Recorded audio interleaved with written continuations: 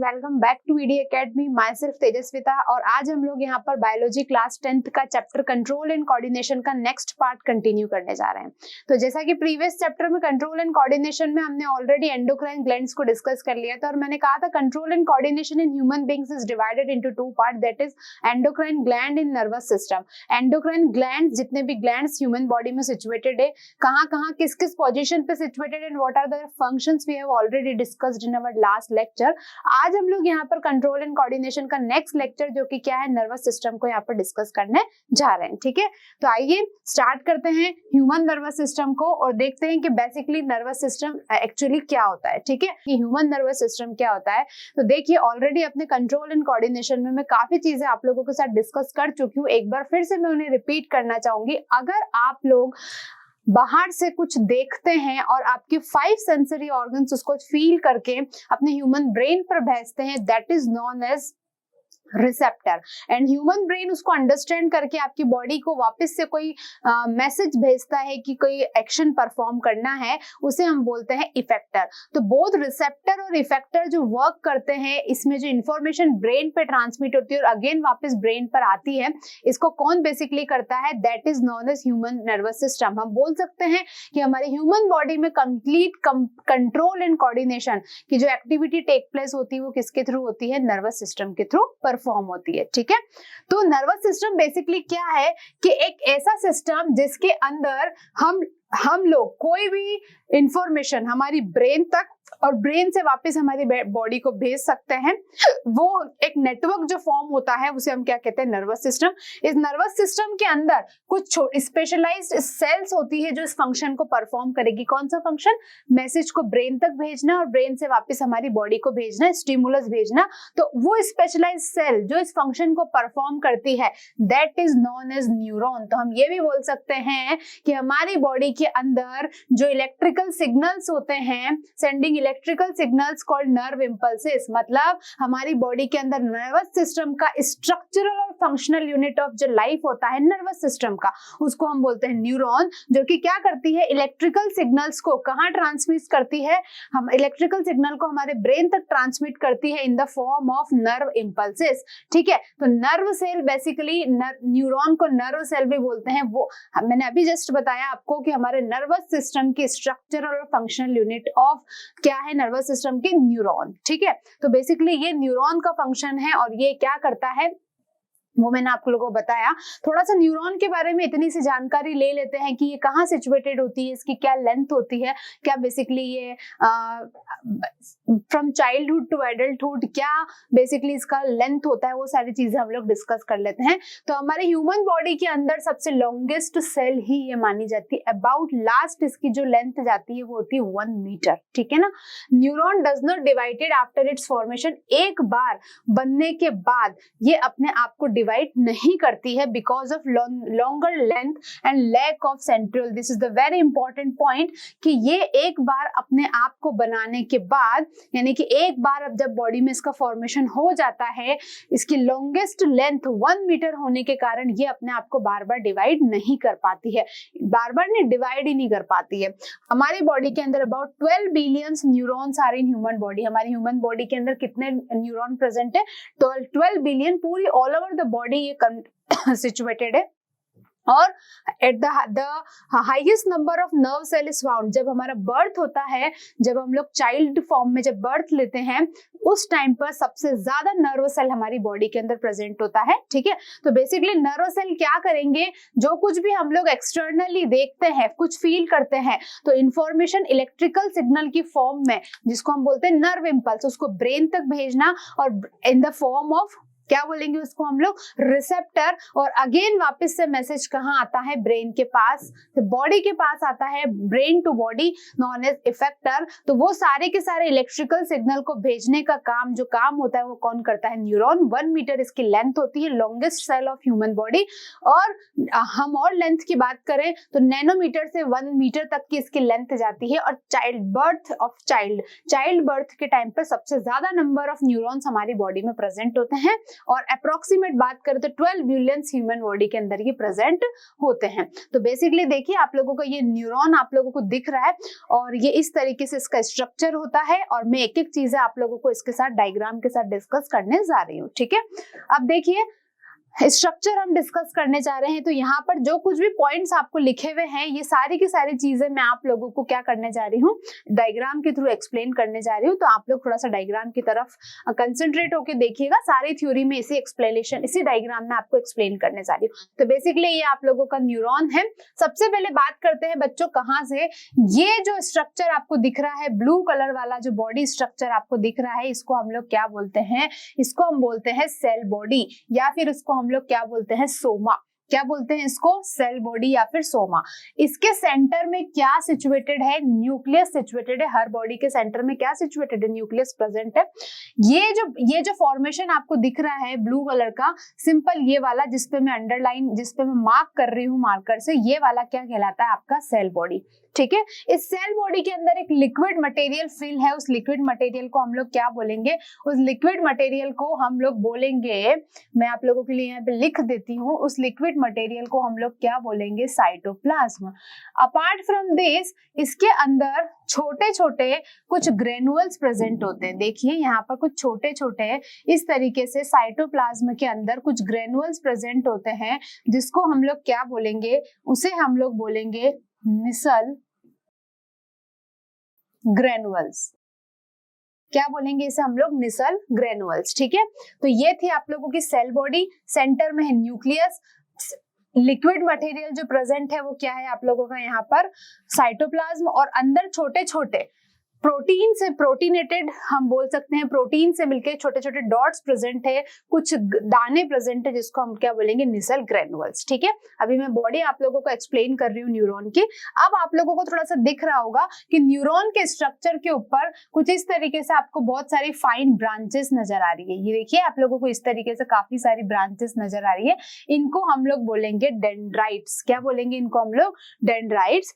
अब जैसे cell body से आगे चलते हैं तो यहाँ पर एक लॉन्गेस्ट लेंथ की आपको एक हम बोल सकते हैं चेन नजर आएगी, हम बोल सकते हैं एक लॉन्गेस्ट लाइन नजर आएगी जिसको हम क्या बोलेंगे, एक्सॉन। क्या बोलेंगे इसको हम लोग, एक्सॉन। इस एक्सॉन के ऊपर आप लोगों को एक ये इस तरीके से गोल गोल कुछ क्या दिख रहा है, यहाँ पर कुछ स्ट्रक्चर, सिलेंड्रिकल स्ट्रक्चर्स नजर आ रहे हैं जिसको हम क्या बोलते हैं, माइलिन शीथ। यानी कि एक्सॉन को प्रोटेक्ट करने के लिए उसके ऊपर एक फैट से मिलके बनी हुई एक शीट प्रेजेंट रहती है जिसको अपन क्या बोलते हैं, माइलिन शीथ। ठीक है ना, क्या बोलते हैं इसको हम लोग, माइलिन शीथ।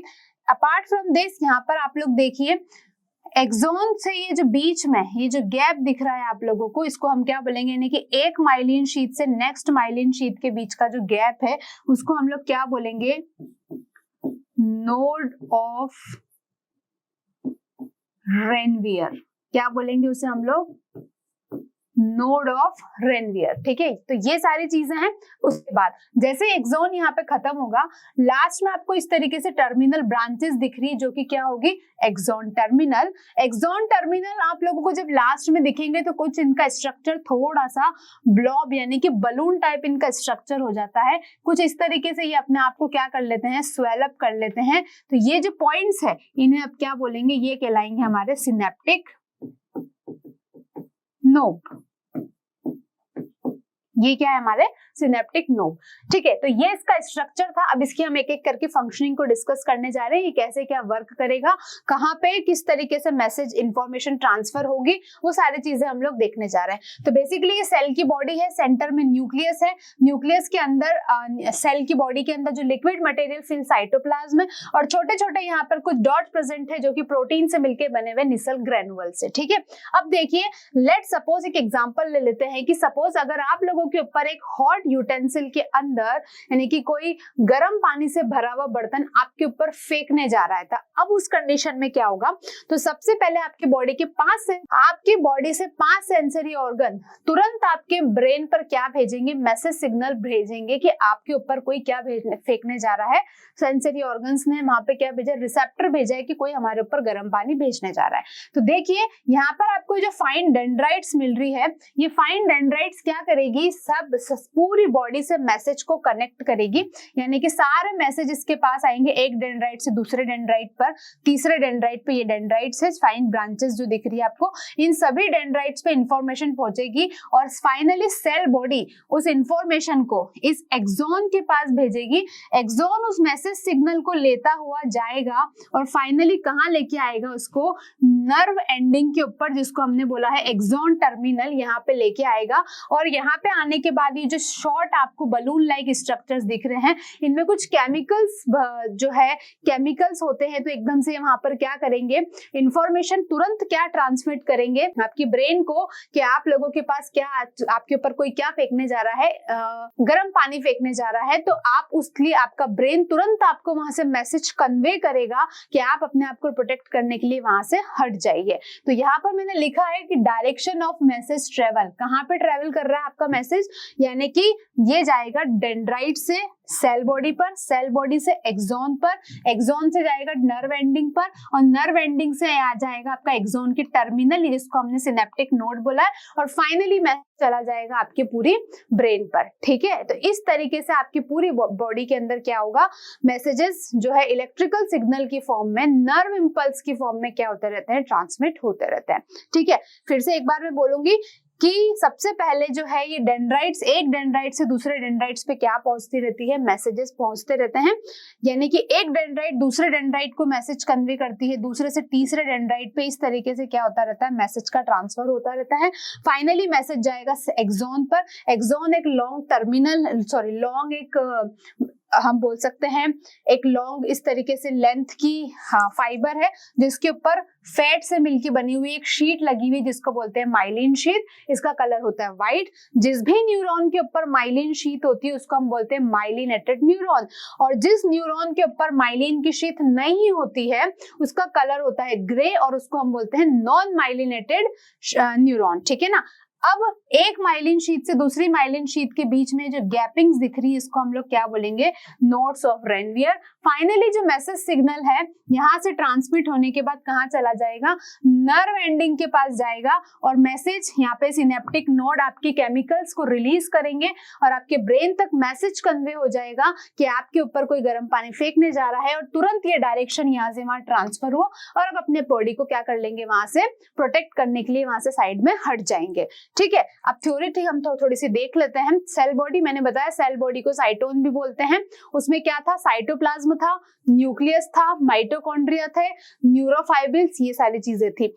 आपने देखा सेल बॉडी के पास में बहुत सारी क्या थी, ये सेल बॉडी हो गई। इसके बाद ये क्या दिख रही है आपको, डेंड्राइट्स दिख रही है। तो देखिए डेंड्राइट्स क्या होती है, बहुत सारी छोटी छोटी ब्रांचेस होती है जो कि सेल बॉडी से निकलती है, जो कि क्या करती है, नर्व इंपल्स को कहाँ पर ट्रांसमिट करती है, यानी कि सभी जगह से पूरी बॉडी से मैसेज को लेने के बाद सेल बॉडी सेंटर तक उस मैसेज को ट्रांसमिट करती है। उसके बाद नेक्स्ट आपको बताया था मैंने, जो लंबी सी लाइन आ रही थी, सिंगल लॉन्ग फाइबर जो आ रहा था, उसको हम क्या बोलते हैं, axon.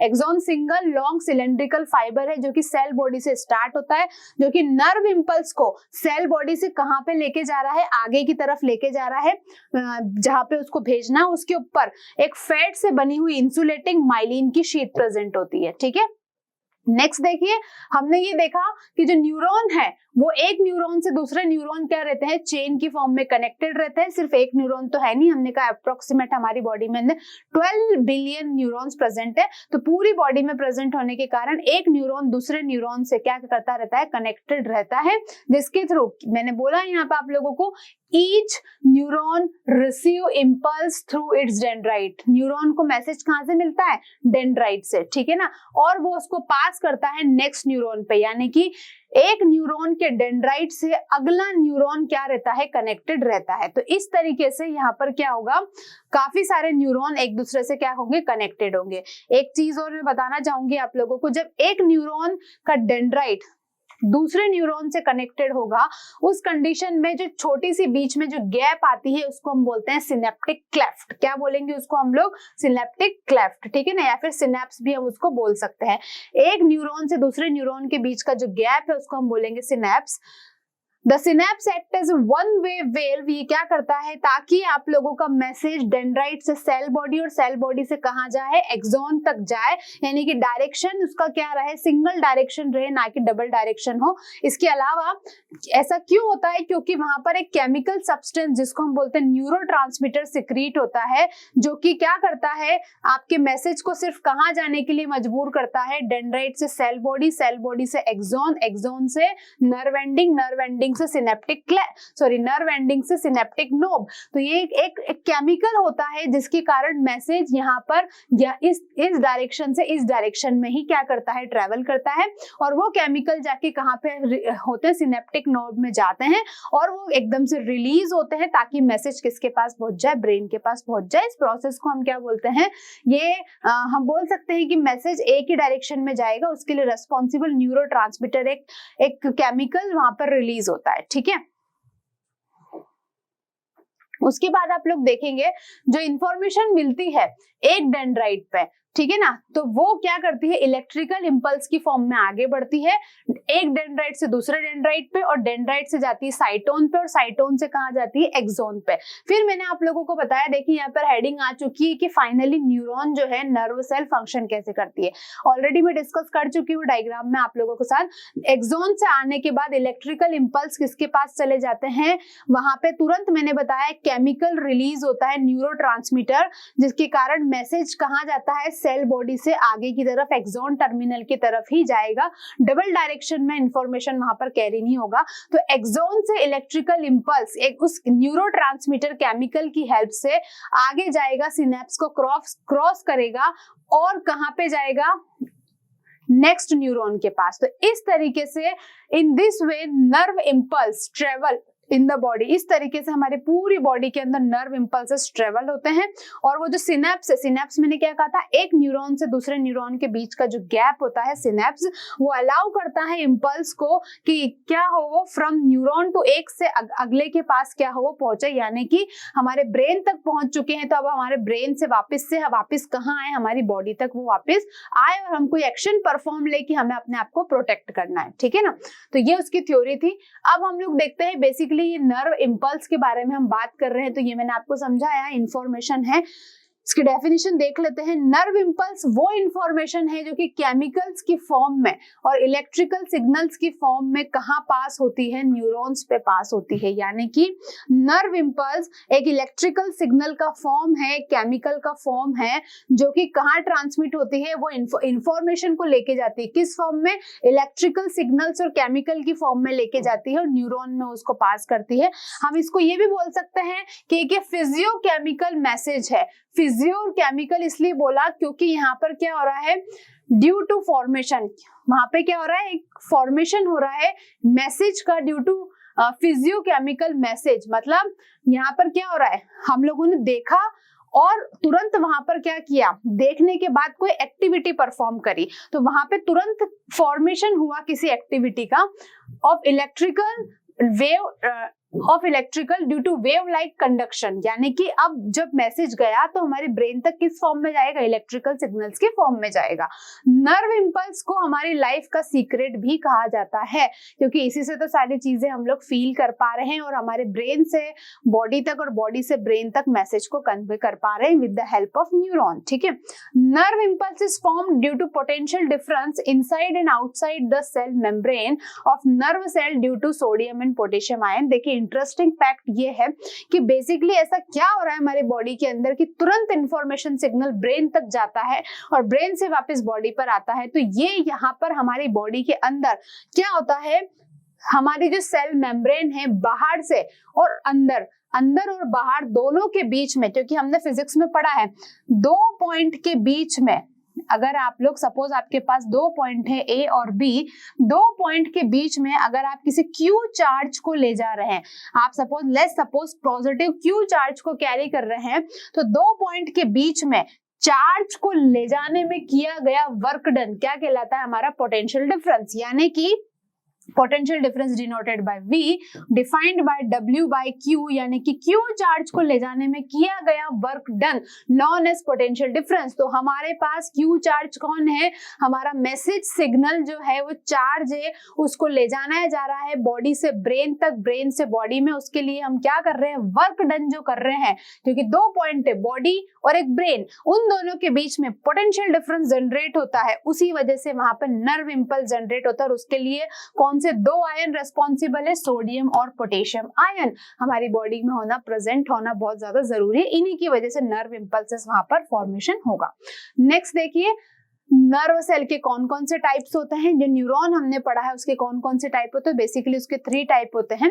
First is sensory neuron. Sensory neuron को एफरेंट न्यूरॉन भी बोलते हैं, या एफरेंट नर्व भी बोलेंगे। ये क्या करता है, हमारे ऑर्गन से, 5 सेंसरी ऑर्गन से फील करके मैसेज को किसके पास भेजेगा, हमारे ब्रेन के पास, जिसको हम लोग CNS भी बोलते हैं, सेंट्रल नर्वस सिस्टम। ठीक है, तो पहला कौन सा है, सेंसरी न्यूरॉन, जो कि मैसेज को सेंस करके बॉडी से कहां भेजेगा, ब्रेन पर। सेकंड जो आप लोगों का न्यूरॉन है that is known as motor neuron, इसको इफरेंट न्यूरॉन भी बोलेंगे, जो कि नर्व इंपल्स को हमारे ब्रेन से, सेंट्रल नर्वस सिस्टम से वापस कहां भेजेगा, हमारी बॉडी पर, यानी कि ब्रेन टू बॉडी। और थर्ड जो है मिक्स्ड नर्व, ये कॉम्बिनेशन होगा सेंसरी और मोटर न्यूरॉन का, जो कि क्या करेगा, ब्रेन से बॉडी और बॉडी से ब्रेन दोनों का काम करेगा, यानी कि दोनों वाले ऊपर न्यूरॉन का ये वर्क करेगा। तो ये 3 टाइप्स ऑफ न्यूरॉन आपके हैं। अब हम लोग बेसिकली स्टार्ट करने जा रहे हैं ह्यूमन नर्वस सिस्टम। ठीक है ना, ह्यूमन नर्वस सिस्टम को हम स्टार्ट करने जा रहे हैं। तो हमने अभी ऑलरेडी हमारे नर्वस सिस्टम की यूनिट को पढ़ लिया है, that is known as neuron. उसके बिना हेल्प के हम लोग किसी भी मैसेज सिग्नल को brain to body, body to brain को ट्रांसमिट नहीं कर सकते। अब हम आगे ये बात करने जा रहे हैं कि जब बॉडी से ब्रेन पे जाता है तो ब्रेन को पढ़ना भी तो बहुत ज्यादा जरूरी है। ब्रेन के से क्या क्या पार्ट्स है जिसको आपको पढ़ना बहुत ज्यादा जरूरी है। तो देखिए, हम स्टार्ट करने जा रहे हैं ह्यूमन नर्वस सिस्टम के अंदर सेंट्रल नर्वस सिस्टम, यानी कि CNS। तो मैं आपको पहले बताना चाहूंगी कि जो ह्यूमन नर्वस सिस्टम है, इसके कुछ पार्ट्स हम लोग डिस्कस करेंगे यहाँ पर। तो जो हमारा ह्यूमन नर्वस सिस्टम होता है, उसके बेसिकली 3 पार्ट्स होंगे। पहला होगा CNS, सेंट्रल नर्वस सिस्टम, दूसरा होगा PNS, पेरिफेरल नर्वस सिस्टम, और तीसरा होगा ANS, autonomous nervous system. CNS central nervous system, PNS peripheral nervous system और ANS ऑटोनोमिक नर्वस सिस्टम। ठीक है ना, ये तीनों के तीनों ह्यूमन नर्वस सिस्टम के टाइप है। आज हम लोग सिर्फ और सिर्फ सेंट्रल नर्वस सिस्टम को यहाँ पर डिस्कस करने जा रहे हैं। तो हम लोगों ने सेंट्रल नर्वस सिस्टम डाला है और बाकी का PNS और ANS हम हमारे नेक्स्ट लेक्चर्स में डिस्कस करेंगे। तो देखिए, central nervous system basically brain और स्पाइनल कोड से मिलकर बना हुआ होता है, यानी कि सेंट्रल नर्वस सिस्टम में क्या क्या होता है, ब्रेन और स्पाइनल कोड। अब देखिए, दोनों ब्रेन और स्पाइनल कोड जो है, हमारा जो खोपड़ा है, ब्रेन है, जो कि अखरोट, वॉलनट की शेप का होता है, इसके ऊपर एक प्रोटेक्शन के लिए एक शेल होती है। क्या होती है, हमारे ब्रेन के ऊपर एक स्केलेटन होता है, प्रोटेक्शन होता है, यानी कि एक ब्रेन के ऊपर एक स्केलेटन, किससे मिलके, बोनी स्ट्रक्चर जो प्रेजेंट होता है, जिसको हम लोग क्या बोलते हैं, क्रेनियम या ब्रेबॉक्स बोलते हैं उसको, यानी कि आप उसको क्रेनियम बोल सकते हो। यानी कि जो आप लोगों का ह्यूमन ब्रेन होता है, तो ब्रेन के ऊपर एक बोनी स्ट्रक्चर होगा, उसको हम लोग क्या बोलेंगे यहाँ पर, क्रेनियम। ठीक है ना, और स्पाइनल कोड, स्पाइनल जो कोड होता है, उसके ऊपर भी एक प्रोटेक्शन के लिए कवर होगा, जिसको हम लोग क्या बोलेंगे, वर्टिब्रल कॉलम। ठीक है ना, अब ब्रेन को स्टार्ट करने जा रहे हैं। तो हमारी बॉडी का कुल मिला के हम बोल सकते हैं कि जिस तरीके से हम लोग कंप्यूटर में बात करते हैं, अर्थमेटिक और लॉजिक यूनिट, CPU की बात करते हैं हम लोग, यानी कि सेंट्रल जो CPU होता है, सेंट्रल प्रोसेसिंग यूनिट। तो जिस तरीके से CPU सारे एक्शन परफॉर्म करता है, इन द सेम वे हमारी बॉडी का भी मास्टर कौन है, सारा का सारा जो डिसीजन लेने का जो पावर है वो किसके पास है, ब्रेन के पास है।